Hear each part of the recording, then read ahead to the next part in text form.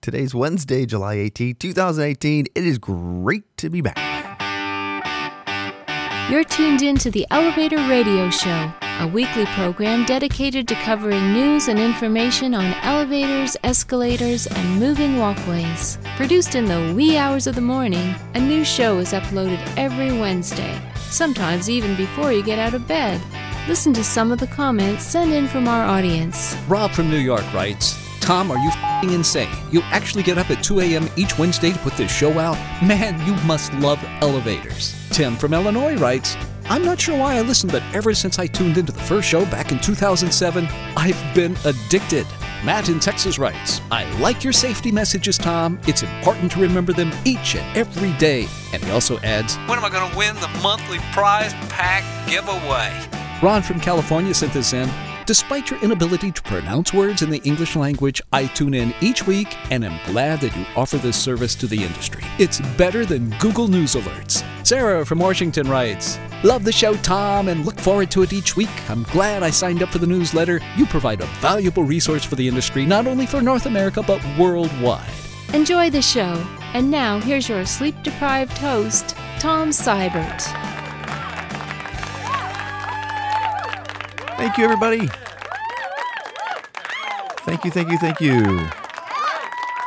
First and foremost, I want to thank you for your patience. Thank you to everybody who reached out to me going, hey, Tom, what's going on? You're not doing the show. Really appreciate that. I know that it's been a long 4 weeks, but it is good to be back. We are back on track, although there might be a vacation thrown in there somewhere, but don't worry about it. I'll get a show out for you. But yeah, 4 weeks. It's hard to believe that the last show was number 507 on June 13th, which was my wife's birthday. And my mom's.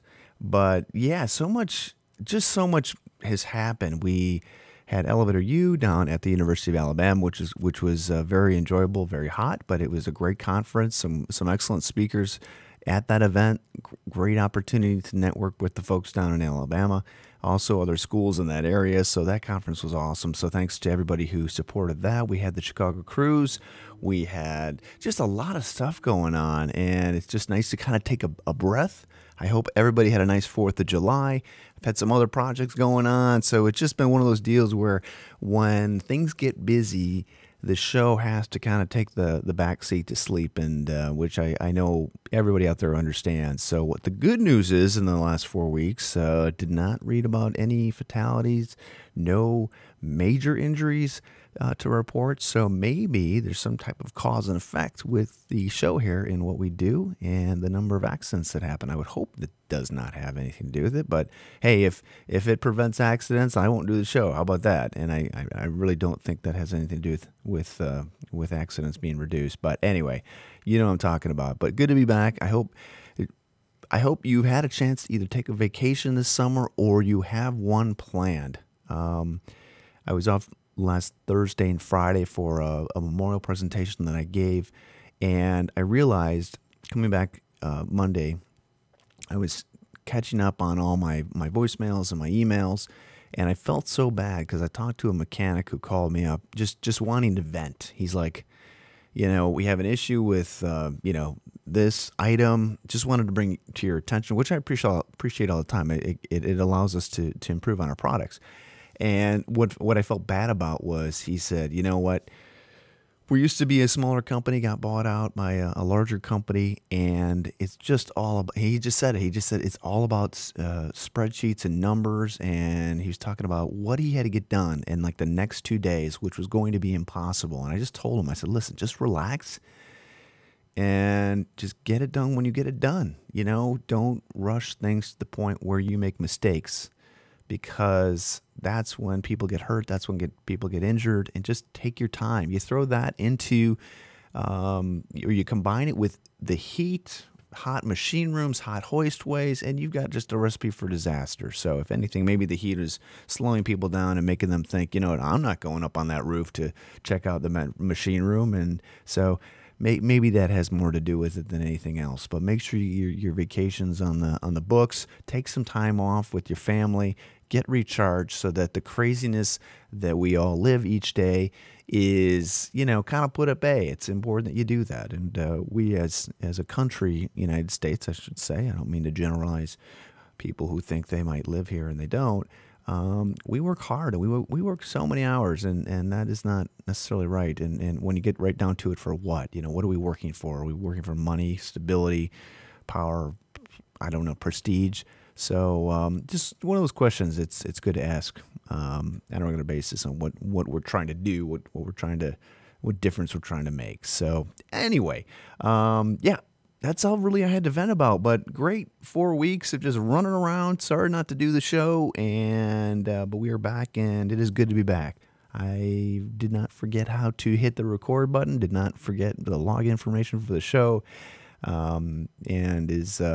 Kind of wish it was more for a vacation purpose. Like there was one year I just took a month off. I'm like, I need a break, and came back fully recharged. I think we all need that a little bit sometimes. So anyway, so we'll cover the news content of the week next. Actually, 4 weeks, and I guarantee I'm going to miss some or more than one or two that you may have seen. So feel free to share all that on Facebook if you like, or send them over to email, and be happy to talk about those as well. So up next, we'll get into the news content of the week. Let this week's news stories give you a lift on what's happening in the vertical transportation arena. Each news segment is organically dug and fresh with news stories of the week. Got lift? If not, stay tuned. So if you go to the Elevator Radio Show blog post or website, or at elevatorradioshow.com, you will see basically the week's, all the shows that we have listed over there. But one quote I did pull from an NPR segment that I actually covered and shared on a previous show, might have actually even been the last show, was one written by Dick Gregory, or one that was quoted by NPR here in Chicago. And it's about as correct as you can get. He said, in this quote, "Elevators don't run if you don't do maintenance," said Dick Gregory, a Chicago-based elevator consultant who is testified as an expert witness in lawsuits involving injuries throughout the country. And he quotes again, "And they're not safe if you don't do maintenance," end quote. So it's that's a pretty good information. This is relating to Chicago Housing Authority and some of their senior facilities they have around the Chicagoland area. But I just wanted to throw that in there. Okay, Reuters had a blog post that really neither confirms nor denies whether or not talks between Kone and Thyssen are going to go through or not. That would be a pretty significant in terms of merging, I should say. I'm sorry, I'm just reading the article and can't get the words out of my head quick enough. But the title of this post is "Thyssen and Kone owners held merger talks on elevator ops." I don't know what the paper means. I don't really understand. But anyway, it'd be an interesting day to see those two entities to merge, and everybody's kind of keeping on the hush and hush at this point. And who knows what's going to happen. But for Reuters to actually pick this up, I thought it was pretty interesting. And I really don't know why. I think, when you think about the elevator divisions, either at UTC or, other facilities. I know Dover, when they spun off their elevator division, I'm sure they make a lot of money, but Dover's still around doing other things. So you just wonder what I guess the reason for getting out has more to do with just revenue generation and, building capital and having boards make those kind of decisions. So we'll see what happens with that. But yeah, that would definitely cut down the number of, obviously, companies out there, major companies out there, and I don't know if that'd be good or bad. So, but anyway, it's just interesting to see that picked up by a major news outlet like that. SmilePolitely.com is a website or blog, I should say. It has a cool post that was written by Theodore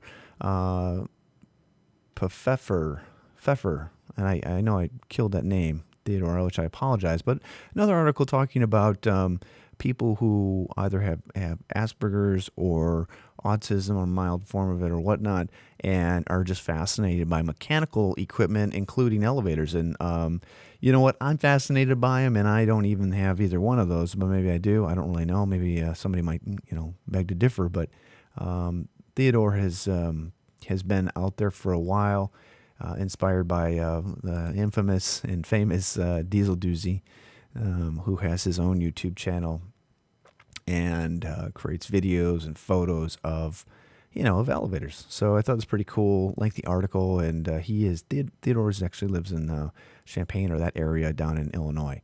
Okay, broken elevators take toll on residents. There were so many articles this week referring to elevators that were shut down, that were people being unentrapped from, and it just goes to heat. These are all pretty much, or typically, have a lot more to do with heat than anything else. But there must have been at least 8 articles talking about elevators or elevator not working, especially in this article. And a lot of that is just the heat. Heat does have an effect on equipment like this, and you just want to make sure that your elevator owners out there understand that the equipment that they have is not going to run as well as it probably should run. So it's just good to share that information when it's hot, when you've got a machine room on top of a roof and everything's just hotter than heck. And that happens a lot. 3 years later, Chimney Rock gets elevator back. That's great news. So it's taken a long time. It's a 30-second ride that couldn't have arrived at a better time. The elevator at Chimney Rock State Park is the fastest route to the top of the 315-foot Chimney Rock itself. So 99 cents a month. I don't need that. But anyway, that's good news. 3 years seems like a long time, but I don't know. But that's good news. Hopefully it'll improve service, and National Park Service will be happy with that. Okay, the next 2 articles have to do with different parts of the country, but modular elevators being added to buildings, which is cool. Here's one that, and this is Phoenix Modular. Here's one that it got dropped into a location at a mill that looks like it's unfortunately like run down, but it's a good, interesting way of adding accessibility to a facility relatively easily. And, I guess if I was adding a second floor to our building, I would probably look at one of these, because it looks as if their simple system is just drop in, connect, and away you go. You can't, it's not ideal for every situation, but here's next article. Murphysboro Middle School gets a new elevator. You can see by the photo, it's just pretty cool just to see how this happens. So, pretty cool indeed. They're big pieces of equipment for sure, but it might be a good alternative for anything you might have, coming up for some of those older historical buildings that need accessibility to be met. Okay, Chicago Elevator Association golf outing is August 3rd. Last year was the first year that they held the Chicago Elevator Open, which was a tournament to see who in the elevator industry in Chicago would be the top golfers. So if you want your name on a list forever to be recognized, come in golf on August 3rd. I always tell people that this is the only day you are considered a professional golfer, because if you go, you're getting paid for the day, so technically you're getting paid to play golf. And I'm trying to figure out when my vacation is going to work in with that whole thing. But even if you're not a golfer, their raffle at the end of the evening at the dinner is awesome. So Tom Perspila does a great job at collecting the goodies for that. And since I've been going, which probably dates back to 95 or 94, it's just a cool event. And, it's over the top. Encourage you to attend, to visit. Get your registration in today. Space does fill up relatively quickly, and you don't want to wait until the last minute like so many of us do. Try not to do that. Okay, Wisconsin Elevator Symposium is approaching. Looking forward to that. I will be at that as well, September 14th. It's hard to believe that we're halfway through July already, right? It just goes way too fast. I think the sun is already starting to set, earlier in the day. So, but I'm not going to, the glass is half full. It is half full. Okay, Fire Engineering has another video out talking about elevator rescue with swing doors. I wish these people, I've written them, I really wish they would put these videos under their paywall, or just so they're not open to the general public. It would be very helpful. not to share this kind of information, I believe. I know it's not top secret by any means, but it's just good to put this stuff where firefighters can access it, and only they really should be accessing it. I mean, the general public in general doesn't need to see these types of videos out there. So I'll send another email, see what we can do. Smith Tower elevator operators are going to be retiring after the automation project nears its completion. I don't believe there's an elevator operators union anymore, although I could be incorrect on that. But it's a beautiful building, beautiful elevators, and all I can say is I hope that as much care went into the fixture design to preserve that history as they did in ensuring that they have no more elevator operators. That didn't sound right, I know, but anyway, so yeah, so I don't know if they did or not, but some building owners are much more in tune with that, others not so much. So I've been at plenty of buildings where they'll rip stuff out or just not use it and just scrap it for the highest bidder. Obviously, it's the different set of understanding and what you want with your building. Okay, worker injured in elevator shaft. I think this was an older story. Not a whole lot of information. It happened in Washington, D.C. On June 18th. It was posted, worker injured in elevator shaft, Southeast D.C., fire officials say. And I don't have any more information on it than that. I don't think anything was reposted regarding it or what kind of worker it was. Let's see. Okay, do not take dogs on escalators. Please do not take dogs on escalator. Apparently a dog was taken on a Westfield Mission Valley escalator, and it's going to have its 2 toes amputated. You know what? It should be common sense, right? It should be common sense. But God, if we have to add a dog to the signage, I mean, I'm all for it. Little furry friends. This goes for police as well. I mean, at the airports, even a German Shepherd's little toes are going to get caught or could get caught. It's just, you got to keep them off. And it's a little concerning. Next news article, NPR. This is the article I talked about before that Dick Gregory was quoted in. You can read this, but I did post it in a previous show. Nothing new on this, but just nice to see, some common sense being quoted and pulled from an interview, because that's not always the case when you get NPR or some other news source trying to get information from you. They really sometimes just tailor those articles so that they get into the direction they want. So they want a story to go to one way, they're going to go ahead and pick and choose what they want from whatever you said. Excuse me. Okay, next news article is actually a video. Oh no, next article. Anyway, this is some imagery, which is very graphic, about a girl playing on an escalator who got her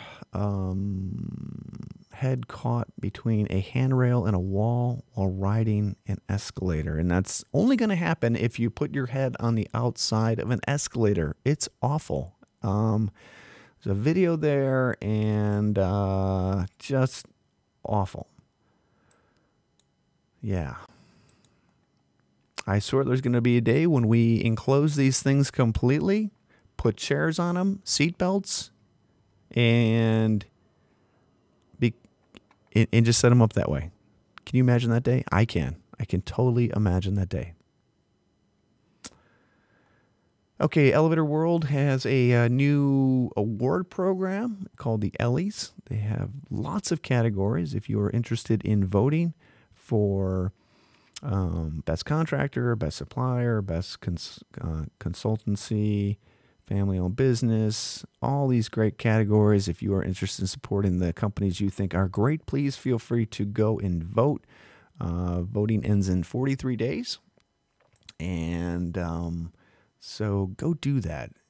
It's kind of a unique thing they're doing, and wish them the best in recognizing those companies. I think that's awesome.